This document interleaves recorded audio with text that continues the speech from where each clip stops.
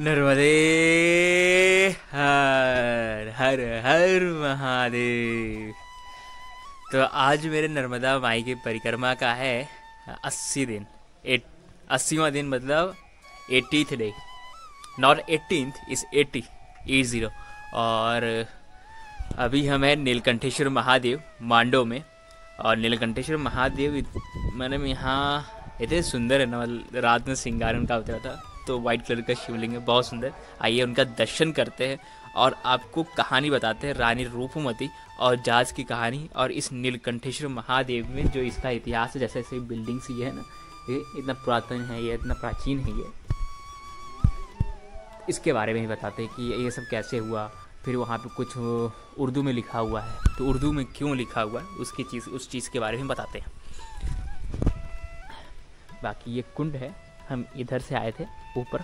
बहुत लोग ये जगह छोड़ देते हैं, मतलब पता नहीं चल पाता उनको, उस सड़क से सीधा सीधा निकल जाते हैं। बस सड़क से 10 मीटर भी नहीं चलना पड़ता, वहाँ पे ऐसा आपको देख के लग जाएगा पुराना चीज़ कुछ होगा। ये नहीं पता चल पाता कि नीलकंठेश्वर महादेव है कि नहीं है, ये पता नहीं चल पाता है। तो बहुत प्रकार से सीधा सीधा निकल जाता है, इधर नहीं आ पाते हैं। तो आइए नीलकंठेश्वर महादेव के पहले दर्शन करते हैं, उसके बाद आपको रानी रूपमती और जहाज की कहानी, राजा बाज बहादुर सिंह का, राजा एक्चुअली वो उनको जहाज महल पता नहीं क्यों कहते हैं, लेकिन उनका नाम है राजा बाज बहादुर सिंह। तो राजा बाज बहादुर की कहानी और रानी रूपमती की कहानी बताते हैं। लेकिन एक हिंट दे देते कि रानी रूपमती और राजा बाज बहादुर की विवाह नहीं हुआ था, फिर भी उनको रानी क्यों कहते हैं, रानी रूपमती को। तो हम आइए उसके बारे में जानेंगे। पहले आरती हो रहा है, आइए दर्शन करते हैं।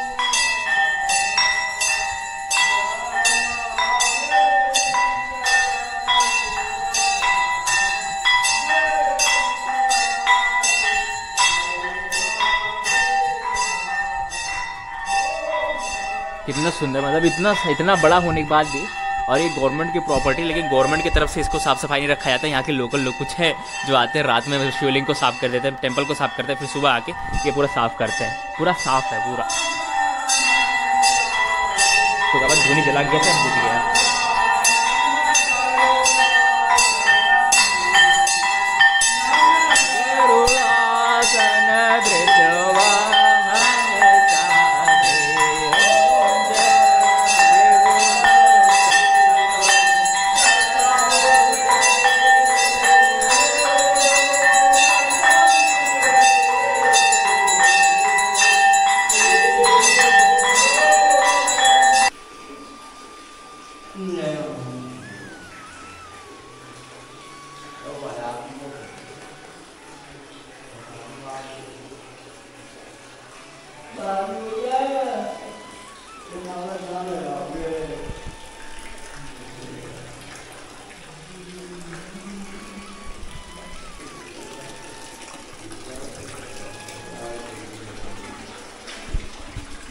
ये बड़ी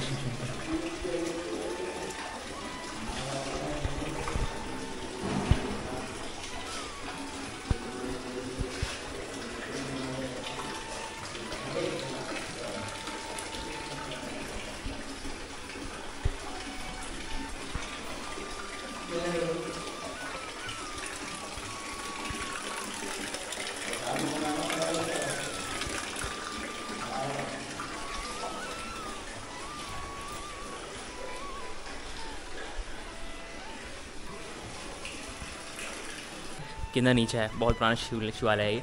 और एक चीज़ आप नोटिस करिएगा, यहाँ पे ये सब चीज़ें उर्दू में लिखी हुई हैं, ये सब चीज़ें ये और वो ऊपर देख रहे हो आप, ये ऊपर ये भी, यहाँ पे भी उर्दू में कुछ लिखा हुआ है, अरबिक में, सॉरी उर्दू नहीं अरबिक में लिखा हुआ है यहाँ पे भी। तो पहले शिव जी के दर्शन करते हैं, फिर बताते हैं इसके रीज़न। यह शिवालय है, यहाँ बहुत सारे शिवलिंग से, बहुत सारे। देखिए यहाँ पे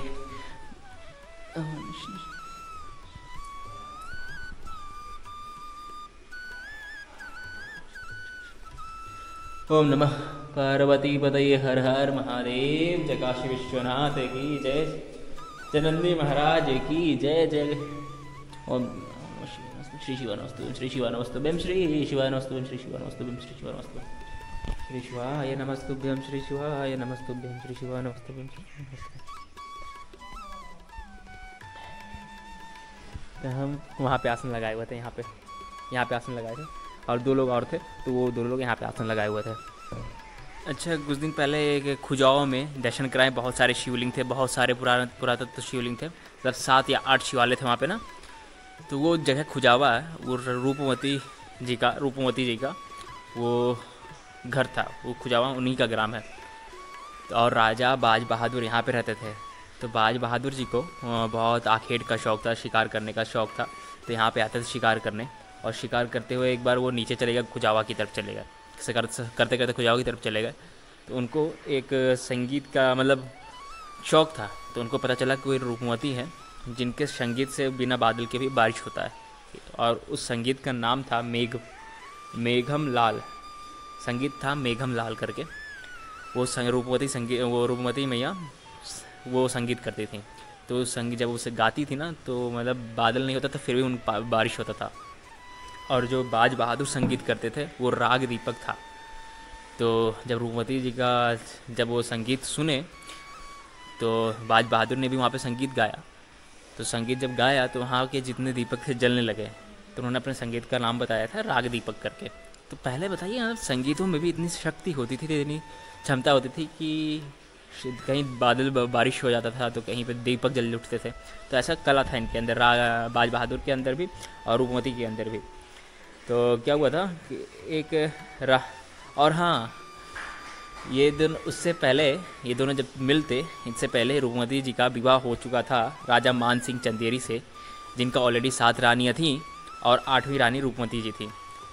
तो क्या हुआ कि रूपमती जी को मैया के से इतना प्रेम था कि मैया का रोज़ उनको दर्शन करना था, और फिर मैया के दर्शन करने थे, मैया के जल का आचमन करना होता था। तो इसकी वजह से वो उनके साथ नहीं गई, राजा मान सिंह के साथ। चंदेरी में कहाँ, चंदेरी यहाँ से बहुत दूर है, तो वहाँ पे मैया का जल नहीं है, मैया के दर्शन नहीं हो पाते। इसकी वजह से मैया यहीं पे रुक गई खुजावा में।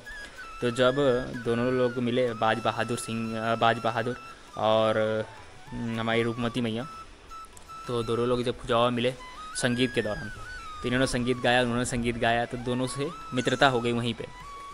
तो जब मित्रता हो गई, तब बाज बहादुर ने उनके सामने प्रस्ताव रखा कि आप मेरे साथ चलिए खुजावा में, हमारे मांडो में, वहाँ पे रहिए, वहाँ पे संगीत करिए। तो उनका भी मन था उनके साथ जाने का, बाज बहादुर जी के साथ। तो बाज बहादुर के साथ तो बस वही इसलिए नहीं आ पा रही थी कि वहाँ पे यहाँ से दर्शन कैसे होते। तो उनके लिए आप फोर्ट बनवाया गया ऊपर, अभी हम दर्शन करेंगे अभी यहाँ से निकल के। तो वो फोर्ट के ऊपर से वहाँ से मैया के दर्शन होता था। लेकिन अब क्या, उनको स्नान कैसे करेंगे, दर्शन तो जाता था स्नान करने के लिए। तो वहाँ पर रेवा कुंड बनाया गया, और मैया रूपमती मैया से, हमारी नर्मदा माई से प्रार्थना की कि माई देखिए कि अगर मतलब प्रार्थना की कि हम वहाँ पे तो जाएंगे, लेकिन फिर आप में स्नान नहीं कर पाएंगे। तो रूपमती मैया बचपन से ही मैया से बहुत प्रेम करती थी, और मैया से उनका अलग सा लगाव था। तो उनकी भक्ति भाव देखते हुए नर्मदा माई भी यहाँ पे फिर प्रकट हुई रेवा कुंड में। और रेवा कुंड फिर बनवाया गया बाज बहादुर के द्वारा। जब मैया यहाँ पर प्रकट हुई, तो वहाँ पे मैया मतलब हमारी रूपमती जी यहाँ पे आ गई मांडू में। और मांडू में आने के बाद क्या हुआ, जब हमारे अकबर ने जब आक्रमण किया, तो जब बाज बहादुर को हराया, परास्त किया, तो पूरा मांडू उनके अधिकार में आ गया। तब यहाँ के राजा बने थे, कौन थे, आदम खान। तो आदम खान ने रूपमती जी को अपने गिरफ्त में कर लिया, और उनके सामने प्रस्ताव रखा विवाह करने का। तो विवाह करने का जब प्रस्ताव अच्छा हाँ, अकबर, चलिए अभी बताते हैं। तो आदम खान ने जब प्रस्ताव रखा विवाह करने, जबरदस्ती करने लगा, विवाह करना है। तो ये सूचना अकबर तक पहुंची। तो अकबर फिर से यहाँ पे आया, और उसने आदम खान को बोला कि मैंने उनको सज़ा दी। आदम खान को कैसे सज़ा दी पता नहीं। और इस कहानी, यहाँ पे जो उर्दू शब्द लिखा हुआ, इसकी कहानी ये है कि अकबर जब जीता था, इसको अपने हाथ में लिया था, तो अकबर यहाँ को अपना आखेट घर बनाया था। जब यहाँ से वो आखेट करने यहीं पे आता था, अपने महल से यहाँ पे रुकता था, फिर आखेट करने जाता था, फिर सामान वगैरह ला के फिर यहीं पे रखता था। तो इसका वो आखेट घर था। तो शिवलिंग को पहले छुपा दिया गया था, पूरा ढक दिया गया था। फिर ये सब चीज़ें, कुछ दीवारें हैं जो कि 2-3 खंबे यहाँ पे हैं, ये खंबे बाकी ये खंबे थे, ये सारे खंबे थे, बाकी ये सब चीज़ें उसने खुदा निर्माण कराया शिवलिंग को ढकने के लिए। ऐसा लगे कि उसका खुद का आखेट घर है, शिवालय नहीं। इसको ढकने के लिए, छुपाने के लिए उसने ऐसा निर्माण कराया। तो सच्चाई कहते हैं ना, सच्चाई छुपाने से छुपती नहीं है, फिर वो अपने आप सामने आ जाती है। और यही है, इसलिए इसमें सब उर्दू में लिखा हुआ है। कुल मिला के शिवालय अकबर जाते जाते शिवालय बनवा के गया, भले उस टाइम छुपा हुआ था, लेकिन अभी तो बाहर है ना, तो अकबर से गलती से ये पुण्य काम करके गया वो। चलिए कोई ना। और हाँ, रानी रूपमती को जब गिरफ्त में रखे थे तो रानी रूपमती का डेथ कैसे हुआ था कि उन्होंने खुद जहर खा लिया था। कहते हैं यहाँ के लोग, उन्होंने जहर खा के अपना प्राण का त्याग किया। और एक कुंड में, एक वहाँ पे एक सर्प के आकार का ऐसा कुंड बनाया है, वो कुंड के सामने बनाया हुआ, आपको दिखाते हैं। वहाँ का मान्यता ये है कि ऐसा जहाँ सर्प बनाया होता है ना, ऐसे कुंडों में, वहाँ पे लोग ऐसा कुछ उसमें डालते हैं, तो कहते हैं अगर वो पार हो गया सर्प वाला, तो क्या होता है कि वो भवसागर से तर जाते हैं। तो ऐसा कुछ होता नहीं है एक्चुअली। आप जो पात्र लेते हो उसमें डालने के लिए, वो चीज़ बहाव वाला होनी चाहिए और उस पात्र से छोटा होना चाहिए।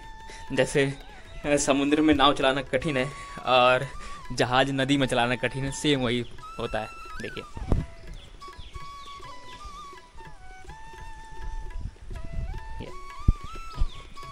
इसमें डालते हैं लोग कि ऐसे भवसागर से अगर पार हो गया तो कहते हैं कि भवसागर से तर जाएंगे। तो ऐसा कुछ है नहीं।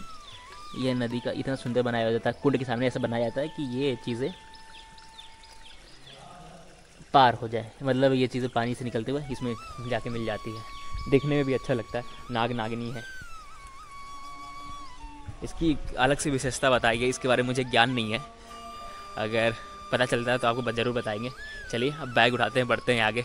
नर्मदे यार,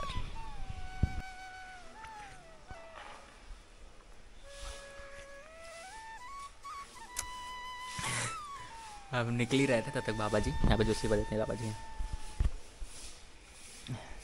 इन्होंने चाय पी, बोला चाय पी के जाओ, चाय थमा दी। अब चाय पी के फिर आगे बढ़ेंगे। अभी टाइम हो रहा है 8:38। बहुत लेट हो गया, अभी निकले ही नहीं हम। सोए रह गए थे लगभग। आज हम उठे हैं 6 बजे का, 5:30 बजे के आसपास, 5:30 बजे। तो यहाँ से आज मांडो में राम मंदिर है, दर्शन करेंगे और रेवा कुंड का दर्शन करेंगे। फिर पूछेंगे कि परिक्रमा वासी और अंदर जा सकते हैं कि नहीं जा सकते। अगर जा सकते हैं तो फिर कोशिश करेंगे अंदर दर्शन करने का, और ज़्यादा दूर होगा, इधर उधर होगा, तो एक जगह आज बैग रख के फिर पूरा मांडो घूम के तो मांडो के आज रह जाएंगे। देखते हैं क्या होता है, अभी कंफर्म नहीं बता सकते। चलिए इसमें ट्राई करते हैं हम भी भवसागर से पार होने के लिए। कैसे रखते हैं? इसे ऐसे रखते हैं, ऐसे। हाँ, ये आ रहा है। चलो चलो चलो चलो, नर्मदे हर, नर्मदे हर, नर्मदे हर। चलो चलो चलो, चलते रहो चलते रहो। वाह वाह,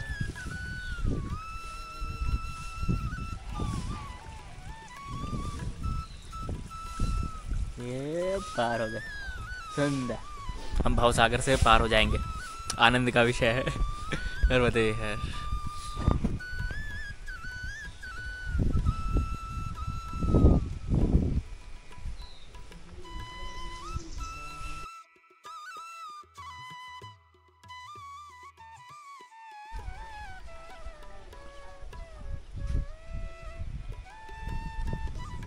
नर्मदे है।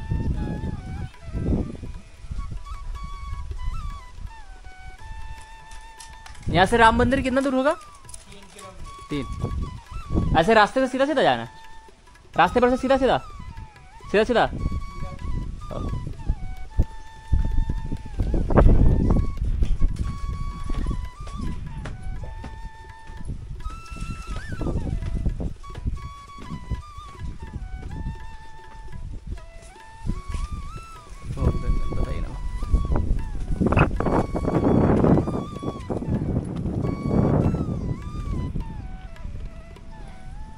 नीलकंठ महल।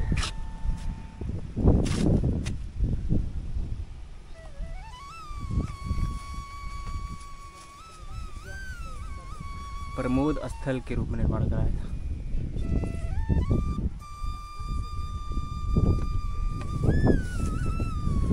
हम इधर से आ गए थे, सीधा रास्ता गया है, ये रास्ता होता तो सीधे राम मंदिर जाना है, और इधर से एक शॉर्टकट था। हम शॉर्टकट लेने के चक्कर में कि इस रास्ते से ये रास्ता कनेक्ट हो जाएगा, उसके चक्कर में हम नीचे उतरे थे।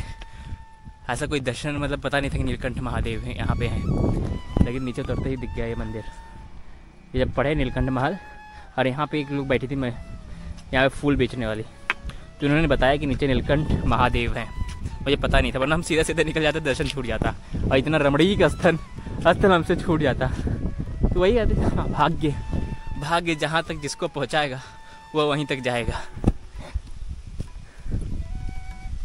इधर से निकल के इधर से काफ़ी मार्केट अच्छा है, सुंदर है,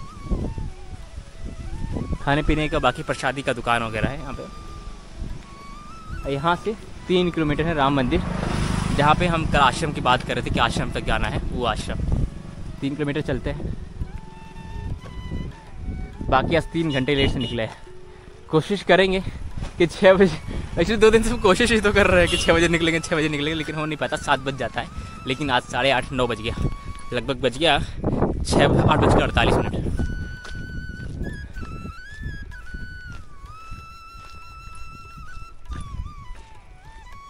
पूरा ऊपर सबसे टॉप पे हम हैं।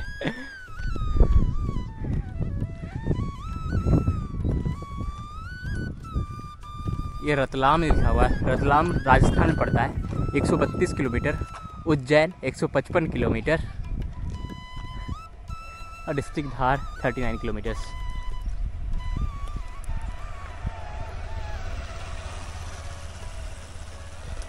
हम राजस्थान के काफ़ी नज़दीक चल रहे हैं। कौन से वृक्ष हैं ये सब? हम पहली बार देख रहे हैं। ये कटहल नहीं, और एक उधर था 2, 1 2, ये 3, ये 4 है क्या? इसमें फल भी लगे हुए हैं।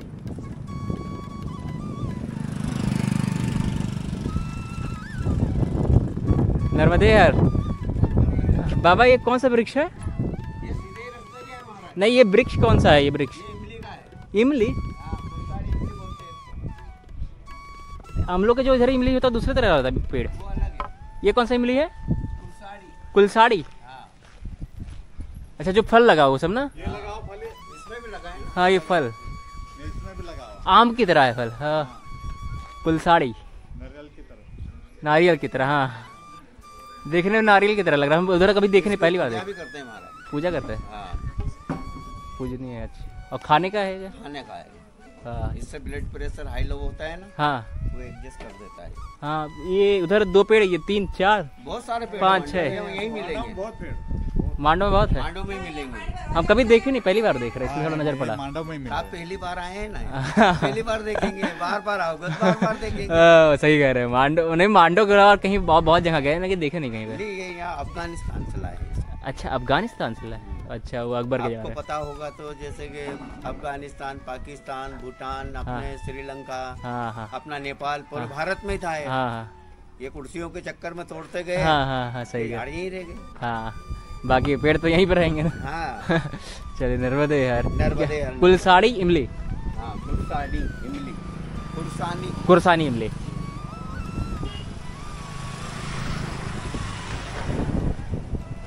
इस टाइम पत्ते झड़ जाते हैं। भाई, पहली दफ़ा हम देख रहे हैं कुरसानी इमली। कटहल की तरफ फल हो रखा है, खाने का मिलता तो आनंद आता, पता चलता। नर्मदे है, सुंदर लग रहा है। बहुत मोटे मोटे वृक्ष हैं ये, बहुत मोटे मोटे। लग रहा है कितना मोटा है ये वृक्ष।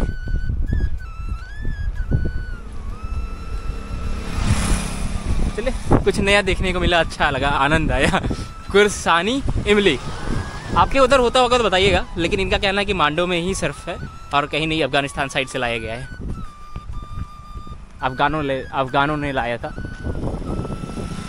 आप लोग कहते हो किसी को अपने साथ रख ले।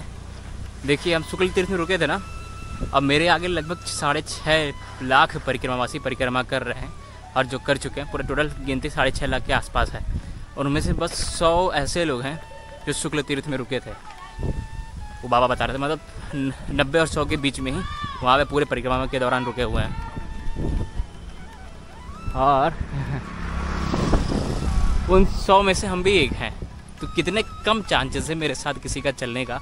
आप सोच सकते हो, 6.5 लाख में से बस 100 लोगों का चांसेस है मेरे साथ चलने का।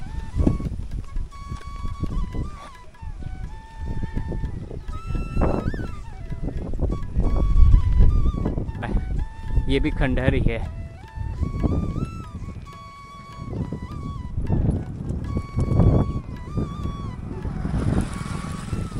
हमको न जाने कैसे, पता नहीं क्यों ऐसी चीज़ें बहुत ज़्यादा आकर्षित करती हैं।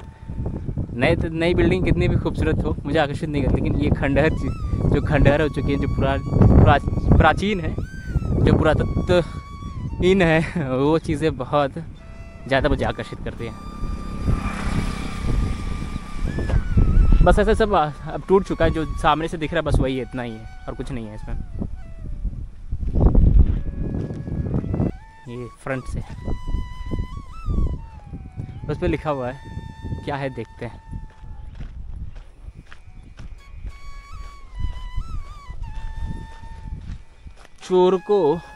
चोरकोट मस्जिद, अच्छा चोरकोट जगह का नाम है और ये मस्जिद रह चुका है।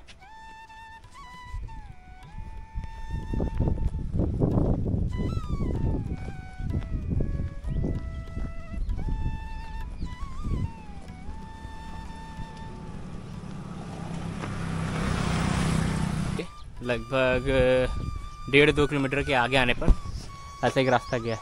अब ये रास्ता छोड़ के इधर जाना है ना बाबा। आओ नर्मदे। राम मंदिर की ओर जा रहा है ये रास्ता, और परिक्रमा का भी यही रास्ता।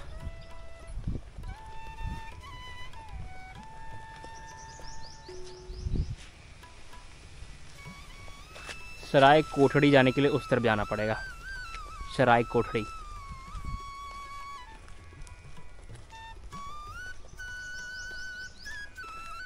हम इधर से आए। ये मांडव का 56 महल, मांडव जिलाधार आर्कोलॉजिकल म्यूजियम 56 महल, मांडव डिस्ट्रिक्ट धार। ये 56 महल संग्रहालय मांडव, इस पे हम आएंगे। अगर यहाँ रुकेंगे हम तो इस पे ज़रूर आएंगे, क्योंकि इसमें प्राचीन चीज़ें।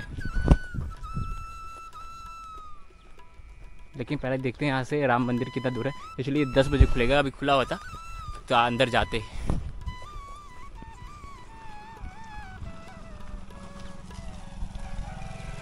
नर्मदे सुंदर लग रहा है देखने में। ये यहाँ से लेके पूरा वहाँ तक। और राम मंदिर इस तरफ।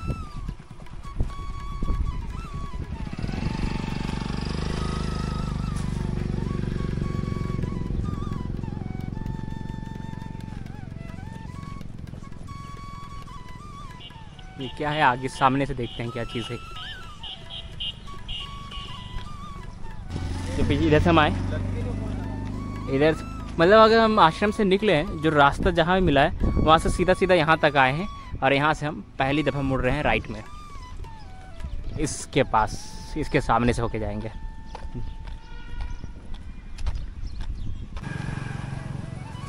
इधर से सीधा सीधा आने पर एक तिराहा आ गया है, इसकी तरफ हम जाना। उधर दिख रहा है हमें राम मंदिर का बोर्ड। देखते हैं क्या, इधर भी बहुत कुछ है प्रदर्शनी देखने वाली चीज़ें। ये क्या है उसके बारे में उधर लिखा हुआ, पढ़ते हैं एक बार। Then I will decide. ये है जामी मस्जिद।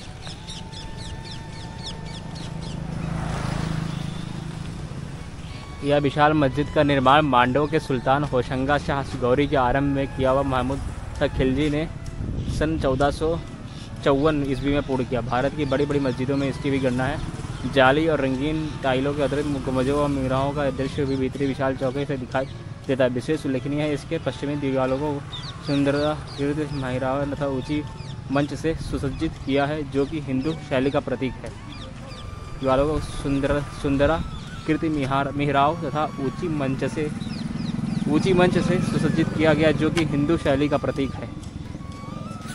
जाएंगे, देखते हैं जाएंगे कि नहीं जाएंगे।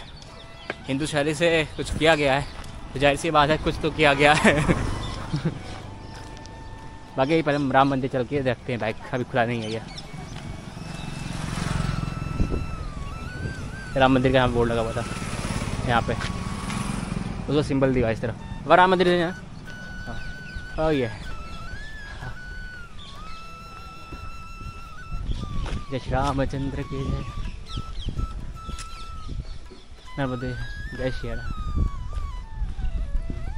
मेरा मेरी मांडो अयोध्या।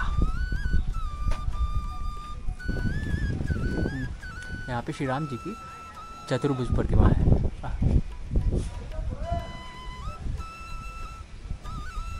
सुंदर।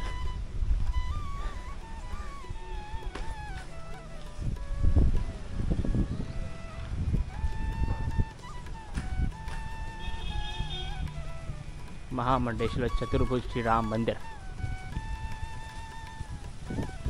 श्री राम मंदिर में ऐसा वहाँ पे लिखा हुआ है कि कहीं और पे भी चतुर्भुज श्री राम जी की प्रतिमा नहीं है, मात्र यहाँ पे है। तो देखने लायक तो है, श्री राम जी के दर्शन होंगे। चप्पल कहाँ उतारना? हाँ हाँ हाँ।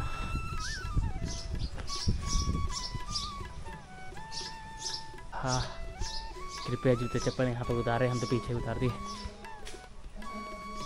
नर्मदे यार।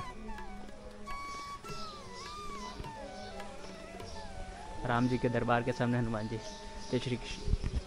श्री गुरु चरण सरोज रज निज मन मुकुर सुधा वैष्णव रघुवर वल्लभ सुजताय फलचार बुद्धिहीन ज्ञान के समय भगवान कुमार बुद्धि दे मोहि हर हो कलेश बिगाड़। जय हनुमान जी। ओम हनुमान।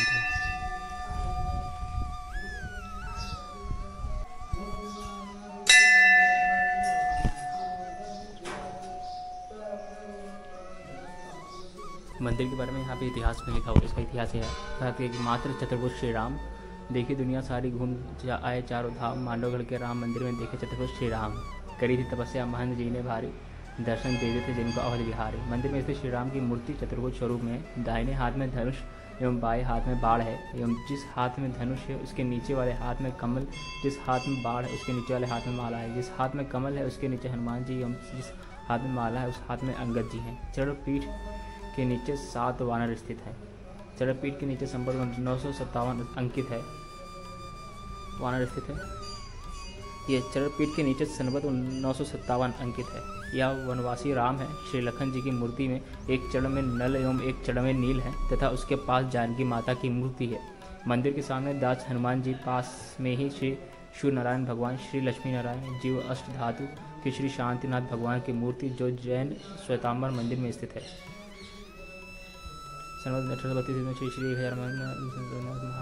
को भगवान श्री राम ने चतुर्भुज स्वरूप में स्वप्न में दिया था कि मांडव स्थित पूर्व दिशा में गुलर वृक्ष के नीचे भैरव की प्रतिमा है और प्रतिमा के नीचे तलघर है, उसमें मेरे इसी विग्रह की से युक्त प्रतिमा है, अतः तुम इससे तलघर से जन कल्याण अर्थ बाहर निकलो।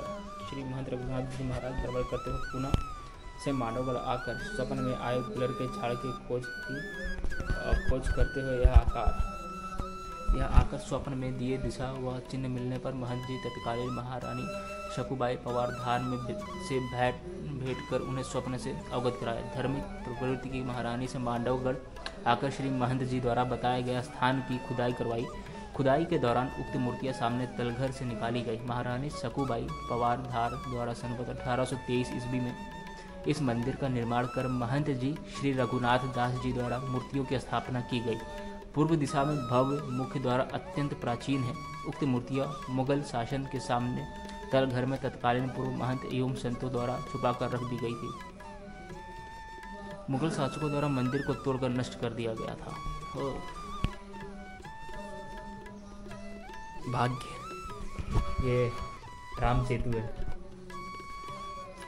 राम सेतु को लाया गया, यहाँ पे स्थापित किया गया। यहाँ पे जय श्री रामचंद्र की जय।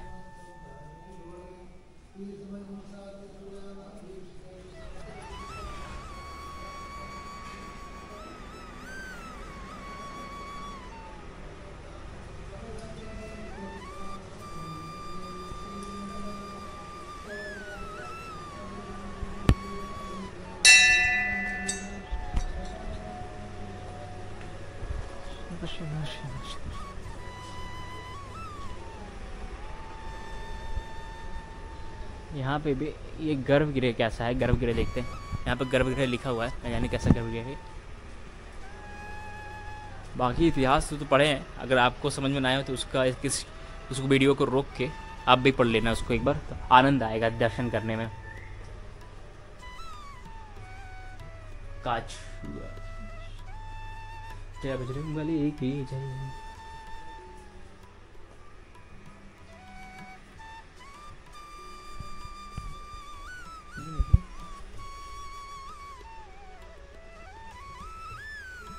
जय विष्णु भगवान की जय हो। ऐसी प्रतिमाएं बहुत कम देखने को मिलती हैं। ये प्रतिमा, चलिए गर्भगृह में चलते हैं। इधर से आके सीढ़ी ऐसा छोटा सा,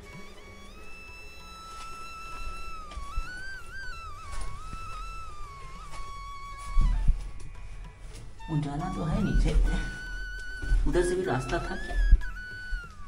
अच्छा लाइट लगा हुआ है।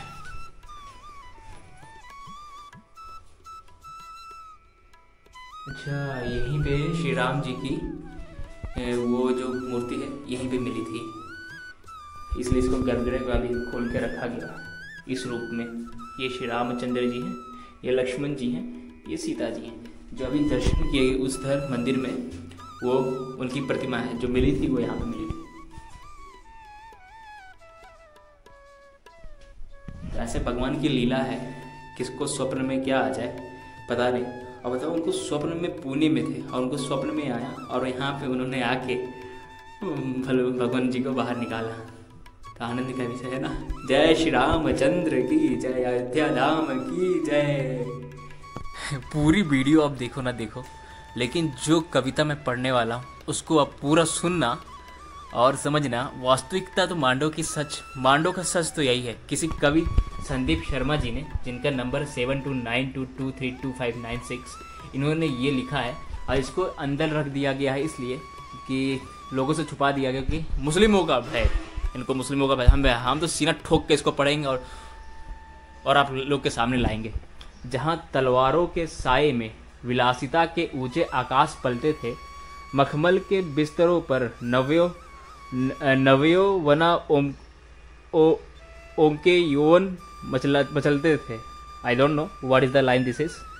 नव यौवन ओंक यौवन, फिर से पढ़ते हैं।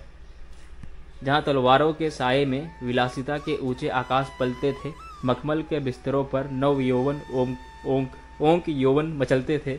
केशर से सींचे हुए रास्ते क्या क्या नहीं था उनके वास्ते। वीर ऐसे थे कि तूफानों की दिशा मोड़ दे, मुक्के के प्रहार से चट्टानों को तोड़ दे। दिल्ली तक कांपती थी जिनके डर से, जो बाज मार दिया करते थे चिड़ियों के पर से। सूरज भी उड़ने से पहले जिनके भय से एक बार कांपते थे। चंद्रमा धूजते हुए सारी रात नापता था, उनकी समृद्धि की बराबरी कौन करे। आदमी एक और दो मकबरे, पर वक्त के प्रहरी हर जुल्म का हिसाब करते हैं।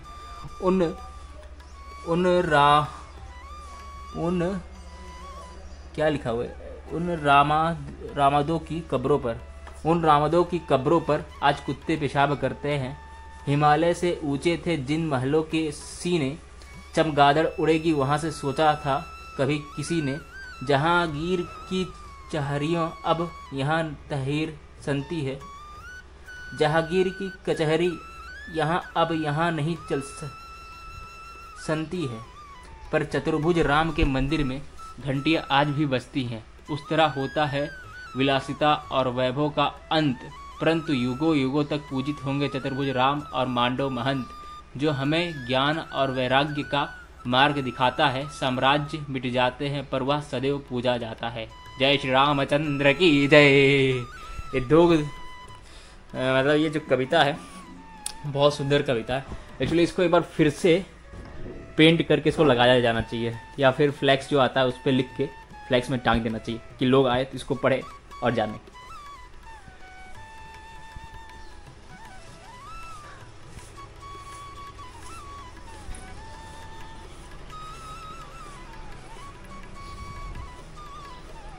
और जिनको स्वप्न आया था उनका नाम है रघुनाथ दास जी महाराज। सुंदर मंदिर है।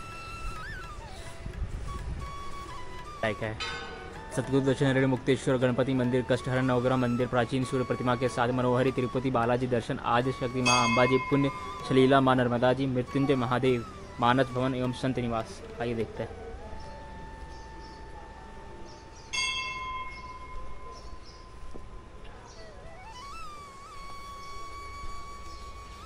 ये क्या है, शिवालय है क्या? ना ना ना, गंदगी है।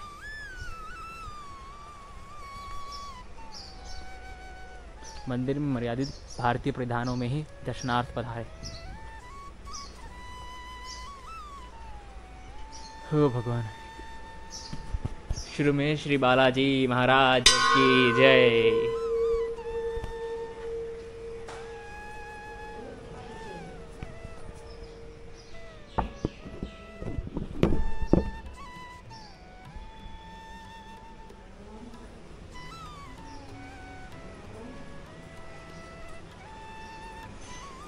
यह श्री नवग्रह मंदिर, नवग्रह यहाँ पे स्थापित किए गए।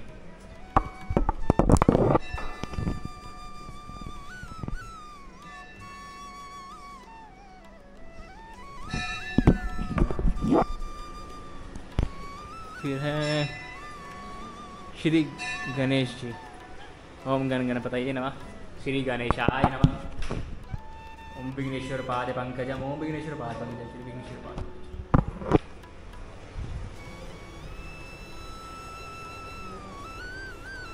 ये है श्री सतगुरु देवाय नमः। सतगुरु हैं।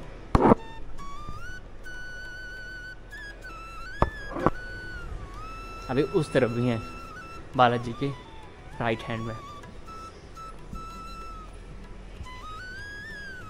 नर्मदे नर्मदे। ये दुर्गा मैया है। ये दुर्गा मैया की जय। जय दुर्गा माता की जय। हे माँ, हे अम्बे माँ, हे अम्बे माँ। ये मेरी माई नर्मदा माई। ओम रुद्रदेहाय विन्याय मेकल कन्याय धीमहि तन्नो रेवा प्रचोदयात्। ओम रुद्रदेहाय विन्याय मेकल कन्याय धीमहि तन्नो रेवा प्रचोदयात्। ओम रुद्रदेहाय विन्याय मेकल कन्याय धीमहि तन्नो रेवा प्रचोदयात्। जय नंदी।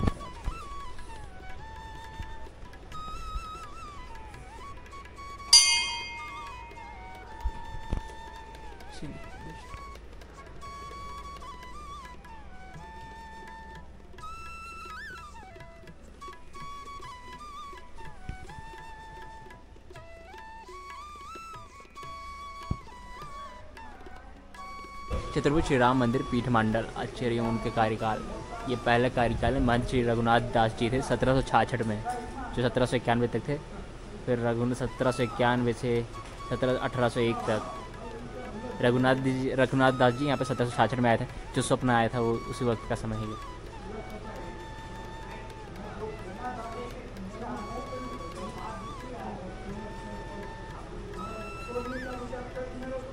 राम मंदिर में हम अभी आसन लगा रहे हैं। यहाँ से 7 कोठरी एक प्रदर्शनीय चीज़ है। 7 कोठरी देखेंगे। यहाँ पे आसन लगा, ये रूम मिला है, भगवान दिए हैं। और यहाँ ये रूम दिए हैं भगवान। और 11:30 बजे दोपहर के भोजन की प्रसादी का समय है। तो अभी बज रहा है 10। तो 1-1.5 घंटे में आ जाएंगे 7 कोठरी दर्शन करके।